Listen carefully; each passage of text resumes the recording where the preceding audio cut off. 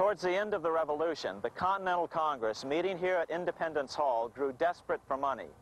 In 1781, they allowed Robert Morris, their financial superintendent, to open a privately owned central bank.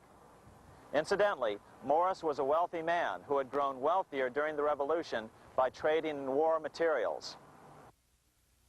Called the Bank of North America, the new bank was closely modeled after the Bank of England. It was allowed to practice fractional reserve banking. That is, it could lend out money it didn't have, then charge interest on it. If you or I were to do that, we would be charged with fraud, a felony. The bank's charter called for private investors to put up $400,000 worth of initial capital. But when Morris was unable to raise the money, he brazenly used his political influence to have gold deposited in the bank, which had been loaned to America by France. He then loaned this money to himself and his friends to reinvest in shares of the bank. And, like the Bank of England, the bank was given a monopoly over the national currency.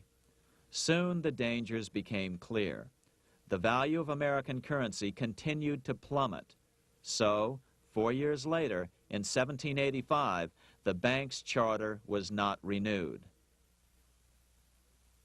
The leader of the effort to kill the bank, William Findley of Pennsylvania, explained the problem this way, quote, "This institution, having no principle but that of avarice, will never be varied in its object, to engross all the wealth, power, and influence of the state." The men behind the Bank of North America, Alexander Hamilton, Robert Morris, and the bank's president, Thomas Weiling, did not give up. Only 6 years later, Hamilton, then Secretary of the Treasury, and his mentor, Morris, rammed a new privately owned central bank through the new Congress. Called the first bank of the United States, Thomas Weiling again served as the bank's president. The players were the same, only the name of the bank was changed.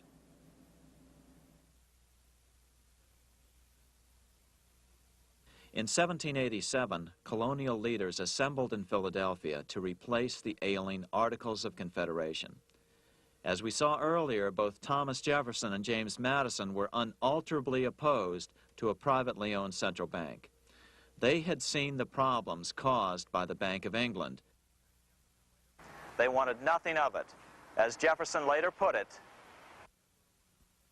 "If the American people ever allow private banks to control the issue of their currency, first by inflation, then by deflation, the banks and the corporations which grow up around them will deprive the people of all property until their children wake up homeless on the continent their fathers conquered." During the debate over the future monetary system, another one of the founding fathers, Gouverneur Morris, castigated the motivations of the owners of the Bank of North America. Gouverneur Morris headed the committee that wrote the final draft of the Constitution. Morris knew the motivations of the bank well. Along with his old boss, Robert Morris, Gouverneur Morris and Alexander Hamilton were the ones who had presented the original plan for the Bank of North America to the Continental Congress in the last year of the Revolution. In a letter he wrote to James Madison on July 2nd, 1787, Gouverneur Morris revealed what was really going on. "The rich will strive to establish their dominion and enslave the rest. They always did. They always will. They will have the same effect here as elsewhere if we do not, by the power of government, keep them in their proper spheres."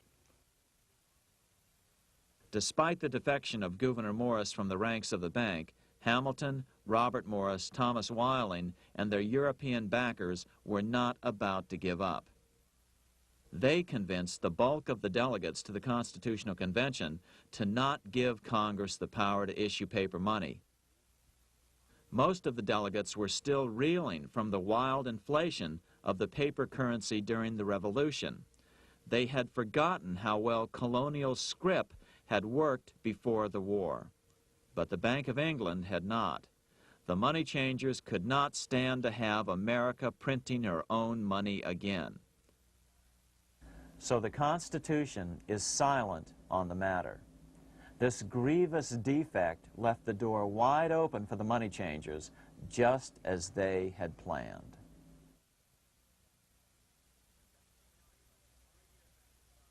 In 1790, less than 3 years after the Constitution had been signed, the money changers struck again.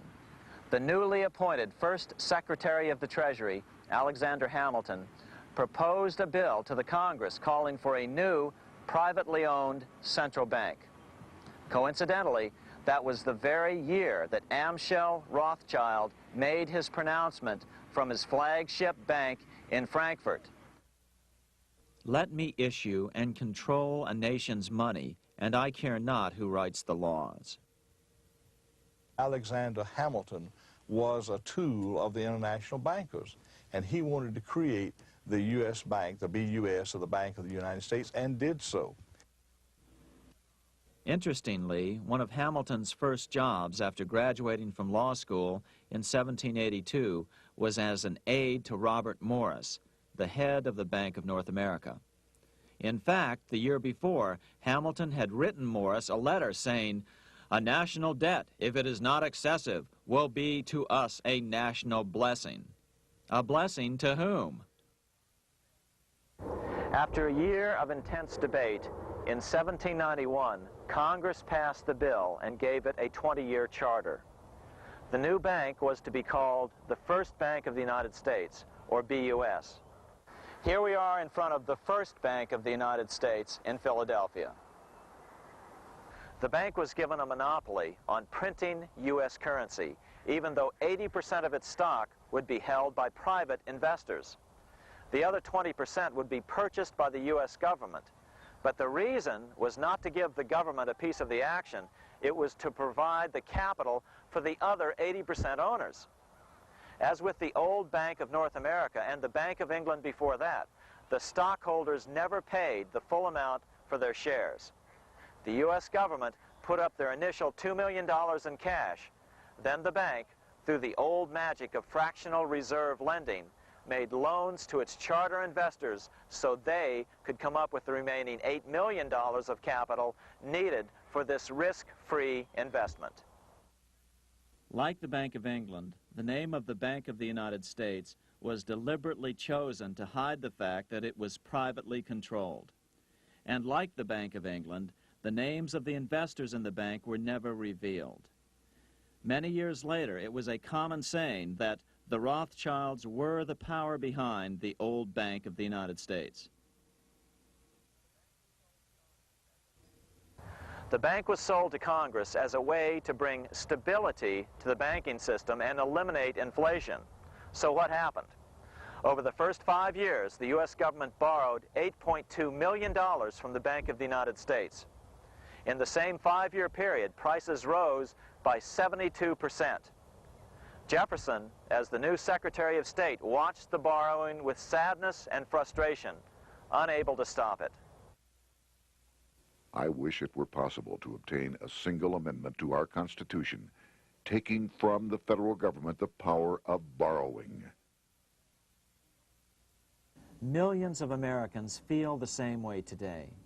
They watch in helpless frustration as the federal government borrows the American economy into oblivion.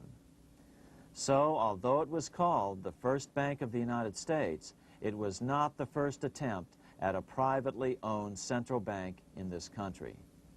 As with the Bank of North America, the government put up most of the cash to get this private bank going, then the bankers loaned the money to each other to buy the remaining stock in the bank. It was a scam, plain and simple, and they wouldn't be able to get away with it for long. But first, we have to travel back to Europe to see how a single man was able to manipulate the entire British economy by obtaining the first news of Napoleon's final defeat.